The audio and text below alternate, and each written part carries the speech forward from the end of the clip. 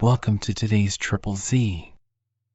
The Triple Z podcast is a daily program that you can use to help you fall asleep each night. Just turn down the volume, lay back, relax, and enjoy as you fall asleep. Ocean Story, or Triumphs of 30 Centuries by Rowland explores the historical evolution of humanity's interaction with the ocean over the course of 30 centuries. The book examines how perceptions of the ocean have changed from ancient times to the present day, encompassing aspects such as maritime exploration, shipbuilding, commerce, and technological advancements. Significant historical events, such as Columbus' discovery of the Americas, da Gama's route to the Indies, and Magellan's circumnavigation, are discussed in relation to their impact on trade, colonization, and navigation. These explorations opened up new trade routes and brought about the colonization of far-off lands by various European powers. If you enjoy our program, please be sure to write us a review on your podcast platform and share us with a friend. You both might sleep just a little better at night. Our website is Triple Z, that's 3zs.media. You can also like and share our content on Facebook or our Instagram account ZZZ Media Podcast. Music for today's episode was provided by the Sleep Channel on Spotify. Chapter 1: A History of the Ocean from the Flood to the Atlantic Telegraph, with a parallel sketch of shipbuilding from the Ark to the Ironclad, a narrative of the rise of commerce from the days when Solomon's ships traded with Ophir to the time when a steam whistle is heard on every open sea, a consecutive chronicle of the progress of navigation, from the day when the timid mariner hugged the coast by day and prudently cast anchor by night, to the time when the steamship, apparently endowed with reason, or at least guided by instinct, seems almost to dispense with the aid of man. Such a theme seems to offer topics of interest which it would be difficult to find in any other subject. The reader will readily perceive its scope when we have briefly rehearsed what the sea once was to man and what it now is, the purpose of the work being to narrate how from the one it has become the other. In early times, in the scriptural and classic periods, the great oceans were unknown. Mankind, at least that portion whose history has descended to us, dwelt upon the borders of an inland Mediterranean Sea. They had never heard of such an expanse of water as the Atlantic, and certainly had never seen it. The landlocked sheet which lay spread out at their feet was at all times full of mystery, and often even of dread and secret misgiving. Those who ventured forth upon its bosom came home and told marvelous tales of the sights they had seen and the perils they had endured. Homer's heroes returned to Ithaca with the music of the sirens in their ears and the cruelties of the giants upon their lips. The Argonauts saw whirling rocks implanted in the sea to warn and repel the approaching navigator, and, as if the mystery of the waters had tinged with fable even the dry land beyond it, they filled the Caucasus with wild stories of enchantresses, of bulls that breathed fire, and of a race of men that sprang, like a ripened harvest, from the prolific soil. If the ancients were ignorant of the shape of the earth, it was for the very reason that they were ignorant of the ocean. Their geographers and philosophers, whose observations were confined to fragments of Europe, Asia, and Africa, alternately made the world a cylinder, a flat surface begirt by water, a drum, a boat, a disc. The legends that sprang from these confused and contradictory notions made the land a scene of marvels and the water an abode of terrors. At a later period, when, with the progress of time, the love of adventure or the needs of commerce had drawn the navigator from the Mediterranean through the Pillars of Hercules into the Atlantic, and when some conception of the immensity of the waters had forced itself upon minds dwarfed by the contracted limits of the inland sea, then the ocean became in good earnest a receptacle of gloomy and appalling horrors, and the marvels narrated by those fortunate enough to return told how deeply the imagination had been stirred by the new scenes open to their vision. Pythias, who coasted from Marseilles to the Shetland Isles, and who there obtained a glance at the bleak and wintry desolation of the North Sea, declared, on reaching home, that his further progress was barred by an immense black mollusk, which hung suspended in the air, and in which a ship would be inextricably involved, and where no man could breathe. The menaces of the South were even more appalling than the perils of the North, for he who should venture, it was said, across the equator into the regions of the sun would be changed into a Negro for his rashness. Besides, in the popular belief, the waters there were not navigable. Upon the quaint charts of the Middle Ages, a giant located upon the Canary Islands forbade all farther venture westward, by brandishing his formidable club in the path of all vessels coming from the east. Upon these singular maps the concealed and treacherous horrors of the deep were displayed in the grotesque shapes of sea monsters and distorted water unicorns, which were represented as careering through space and waylaying the navigator.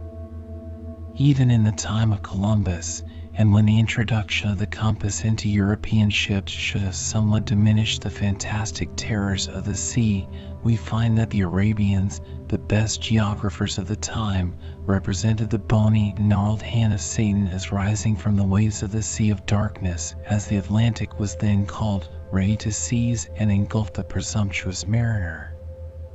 The sailors of Columbus, on reaching the Sargasso Sea, where the collected weeds offered an impediment to their progress, thought they had arrived at the limit of navigation and the end of the world. 5 years later, the crew of Da Gama, on doubling the Cape of Good Hope, imagined they saw, in the threatening clouds that gathered about Table Rock, the form of a specter waving off their vessel and crying woe to all who should thus invade his dread dominion. The Neptune of the classics, in short, who disported himself in the narrow waters of the Mediterranean, and of whose wrath we have read the famous mythologic accounts, was a deity altogether bland and debonair compared to the gloomy and revengeful monopolist of the seas, such as the historians and geographers of the Middle Ages painted him. And now Columbus had discovered the western continent, Da Gama had found an ocean route to the Indies, and Magellan, sailing around the world, had proved its veracity and approached the Spice Islands from the east. For centuries, now, the two great oceans were the scenes of grand and useful maritime expeditions. The tropical islands of the Pacific arose, one by one, from the bosom of the sea, to reward the navigator or relieve the outcast. The Spanish, by dint of cruelty and rapacity, filled their famous Manila galleons and Acapulco treasure ships with the spoils of warfare and the legitimate fruits of trade. The English, seeking to annoy a nation with whom, though not at war, they were certainly not at peace, sent against their golden fleets the piratical squadrons of Anson, Drake, and Hawkins. For years property was not safe upon the sea, and trading ships went armed, while the armed vessels of nations turned buccaneers. The Portuguese and Dutch colonized the coasts and islands of India, Spain sent Cortes and Pizarro to Mexico and Peru, and England drove the Puritans across a stormy sea to Plymouth. Commerce was spread over the world, and civilization and Christianity were introduced into the desert and the wilderness. 2 centuries more, and steam made the Atlantic Ocean a ferry transit, and the electric telegraph has now made its 3,000 miles of salt water but is one link in that girdle which Shakespeare foresaw and which Puck promised to perform. The cable is complete and in working order from New Orleans to Sebastopol. Having thus rapidly described what the ocean once was in man's estimation, and having cursorily traced the steps by which it has taken its place in the world's economy, it remains for us to say what the ocean now is, and what place it now holds. It is the peaceful highway of nations, a highway without tax or toll. Were the noble idea of the late Secretary Marcy adopted by all nations, private property upon the sea would be sacred even in time of war. If the distances be considered, the sea is the safest and most commodious route from spot to spot, whether for merchandise or man. It has given up its secrets, with perhaps the single exception of its depth, and, like the lightning and the thunderbolt, has submitted to the yoke. Though still sublime in its immensity and its power, it has lost those features of character which once made it mysterious and fantastic, and has become the sober and humdrum pathway of traffic. Mail routes are as distinctly marked upon its surface as the equator or the meridian of Greenwich. Steamships leave their docks punctually at the stroke of noon. The monsters that plow its waters have been hunted by man till the race is well nigh exhausted, for the leviathan which frightened the ancients is the whale which has illuminated the moderns. The chant of the sirens is hushed, and in its place are heard the clatter of rushing paddle wheels, the fog whistle on the banks, the song of the forecastle, the yo-ho of sailors toiling at the ropes, the salute in mid-ocean, sometimes, alas, the minute-gun at sea. The romance and fable that once had here their chosen home have fled to the caves and taken refuge amid the grottos, and the legends that were lately told of the ocean would now be out of place even in a graveyard or a haunted house. The sailor, to whom once the route was trackless and untrodden, now consults a volume of charts which he has obtained from the National Observatory, and finds his course laid out upon data derived from analogy and oft-repeated experience. He takes this or that direction in accordance with known facts of the prevalence of winds or the motion of currents. He keeps a record of his own experience, that in its turn it may be useful to others. He has plans and surveys which give him the bearings of every port, the indentations of every coast, the soundings of every pass. Beacons warn him of reefs and sunken rocks, and buoys mark out his course through the shallows of sounds and straits. A modern lighthouse costs $1 million, and a breakwater involves the finances of a state. If a new lighthouse is erected, or is the warning lamp for any reason discontinued upon any coast, the fact is made known to the commerce of all nations by a notice to mariners, inserted in the marine department of the newspapers most likely to meet their eye. A vessel at sea is safer from spoliation than is the traveler upon the high road or the sojourner in a city, for there are robbers and depredators everywhere upon the land, while there is not a pirate on the ocean. There are well-laden treasure ships in the Panama and California waters, as in the times of Drake and Anson, but the world is much older than it was, and buccaneers and flibustiers now only infest the land. In short, the ocean, once a formidable and repellent element, now furnishes Christian food and healthful employment to millions. Instead of serving to affright and appall the dwellers upon the continents which it surrounds, it renders their atmosphere more respirable, it affords them safe conveyance, and raises for them a school of heroes.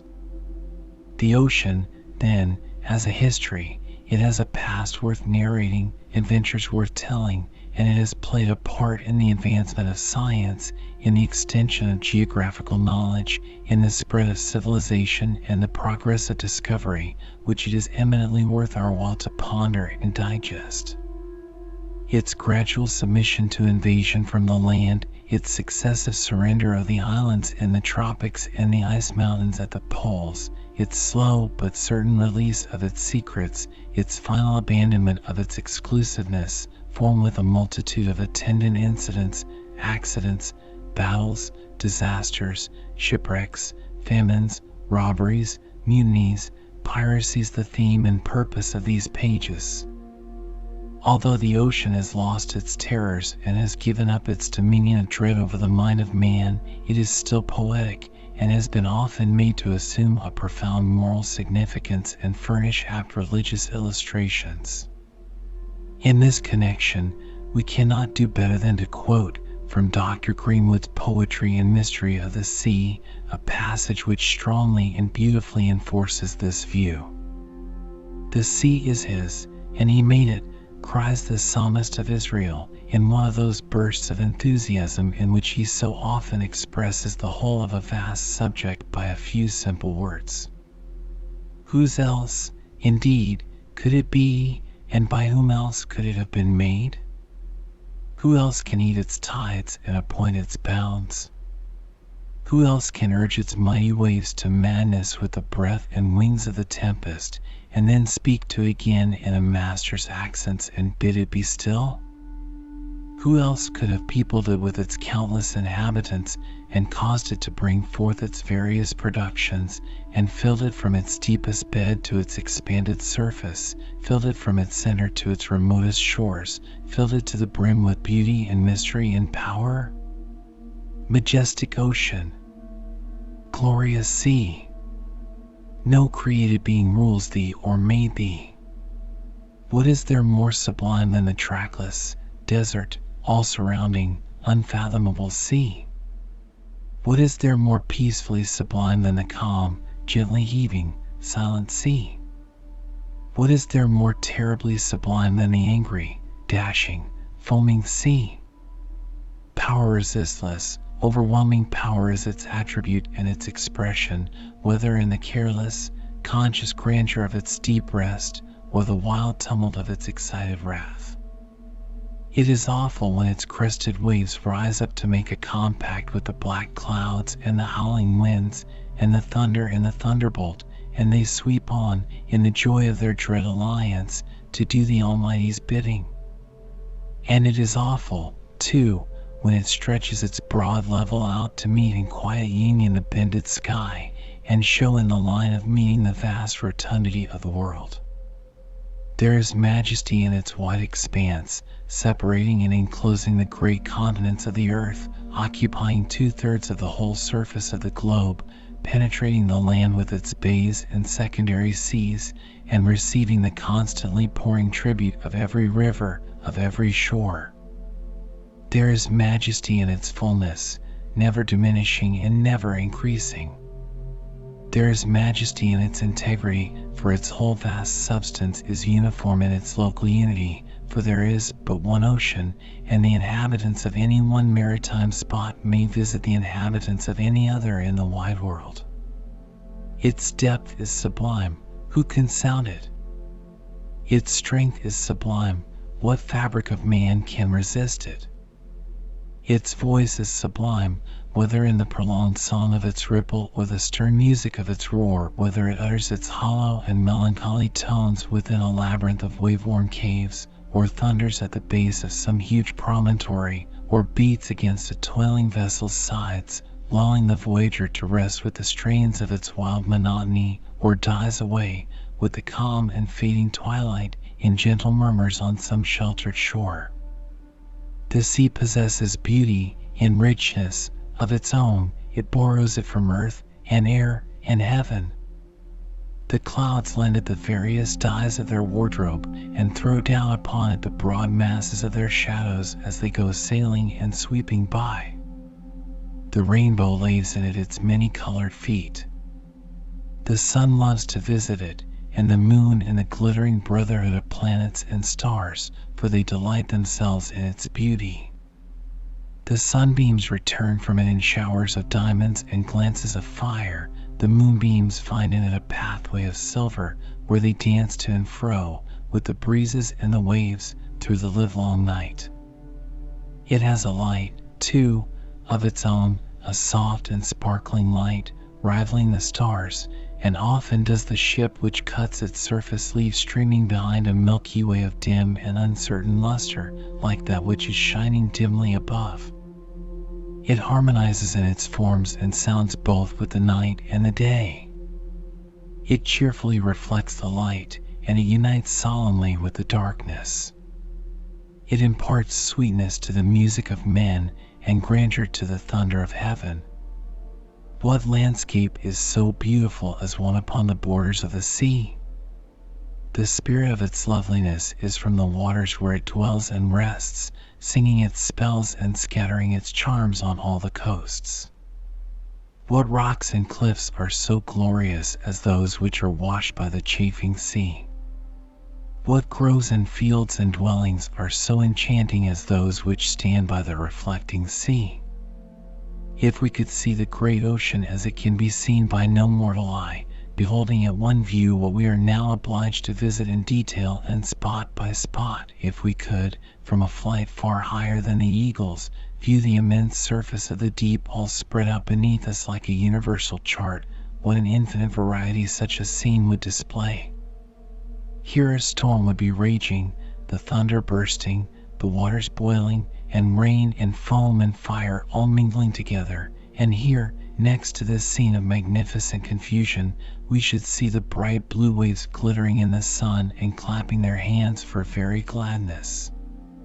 Here we should see a cluster of green islands set like jewels in the bosom of the sea, and there we should see broad shoals and gray rocks, fretting the billows and threatening the mariner. Here we should discern a ship propelled by the steady wind of the tropics, and inhaling the almost visible odors which diffuse themselves around the Spice Islands of the East. There we should behold a vessel piercing the cold barrier of the North, struggling among hills and fields of ice, and contending with winter in his own everlasting dominion. Nor are the ships of man the only travelers we shall perceive upon this mighty map of the ocean. Flocks of seabirds are passing and repassing, diving for their food or for pastime, migrating from shore to shore with unwearied wing and undeviating instinct, or wheeling and swarming around the rocks which they make alive and vocal by their numbers and their clanging cries. We shall behold new wonders and riches when we investigate the seashore. We shall find both beauty for the eye and food for the body in the varieties of shellfish which adhere in myriads to the rocks or form their close dark burrows in the sands. In some parts of the world we shall see those houses of stone which the little coral insect rears up with patient industry from the bottom of the waters, till they grow into formidable rocks and broad forests whose branches never wave and whose leaves never fall. In other parts we shall see those pale, glistening pearls which adorn the crowns of princes and are woven in the hair of beauty, extorted by the relentless grasp of man from the hidden stores of ocean. And spread round every coast there are beds of flowers and thickets of plants which the dew does not nourish, and which man has not sown, nor cultivated, nor reaped, but which seem to belong to the floods alone and the denizens of the floods, until they are thrown up by the surges, and we discover that even the dead spoils of the fields of ocean may fertilize and enrich the fields of earth. They have a life and a nourishment and an economy of their own, and we know little of them except that they are there in their briny nurseries, reared up into luxuriance by what would kill, like a mortal poison, the vegetation of the land. There is mystery in the sea. There is mystery in its depths. It is unfathomed and, perhaps, unfathomable. Who can tell, who shall know, how near its pits run down to the central core of the world? Who can tell what wells, what fountains, are there, to which the fountains of the earth are but drops? Who shall say whence the ocean derives those inexhaustible supplies of salt which so impregnate its waters that all the rivers of the earth, pouring into it from the time of the creation, have not been able to freshen them? What undescribed monsters, what unimaginable shapes, may be roving in the profoundest places of the sea, never seeking and perhaps, from their nature, never able to seek the upper waters and expose themselves to the gaze of man? What glittering riches, what heaps of gold, what stores of gems, there must be scattered in lavish profusion in the ocean's lowest bed. What spoils from all climates, what works of art from all lands, have been engulfed by the insatiable and reckless waves? Who shall go down to examine and reclaim this uncounted and idle wealth? Who bears the keys of the deep? And oh, yet more affecting to the heart and mysterious to the mind, what companies of human beings are locked up in that wide, weltering, unsearchable grave of the sea? Where are the bodies of those lost ones over whom the melancholy waves alone have been chanting requiem? What shrouds were wrapped round the limbs of beauty and of manhood and of placid infancy when they were laid on the dark floor of that secret tomb?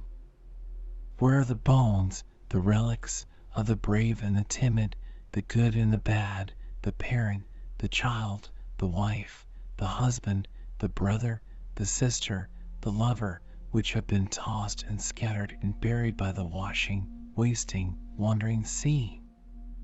The journeying winds may sigh as year after year they pass over their beds. The solitary rain cloud may weep in darkness over the mingled remains which lie strewed in that unwonted cemetery. But who shall tell the bereaved to what spot their affections may cling? And where shall human tears be shed throughout that solemn sepulchre? It is mystery all. When shall it be resolved? Who shall find it out? Who but he to whom the wildest waves listen reverently, and to whom all nature bows, he who shall one day speak and be heard in ocean's profoundest caves, to whom the deep, even the lowest deep, shall give up its dead, when the sun shall sicken, and the earth and the isles shall languish, and the heavens be rolled together like a scroll, and there shall be no more SEA. It now remains for us to investigate the origin of navigation as preliminary to our subject, and then to commence the task before us with the history of Noah, the first seaman, and the ark, the vessel he commanded.